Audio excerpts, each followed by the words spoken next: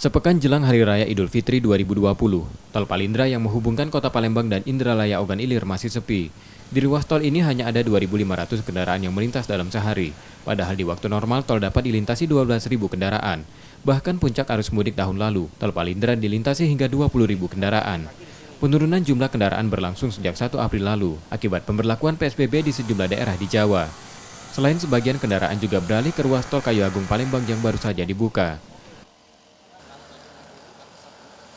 Jadi biasanya tahun Lebaran tahun lalu seperti tahun-tahun sebelumnya itu H-7 tuh lalin sudah mulai tinggi. Nah saat ini dari H-7 ini sudah H-6, hari ini ada H-6. Ini lalin kita masih seperti biasa 2.500, tidak melebihi karena ya ini orang mungkin sudah mulai pembatasan bergerak berlintas daerah ya. Dan untuk yang ke Lampung juga sudah tidak melalui sini lagi karena sudah melalui tol yang langsung Palembang-Lampung.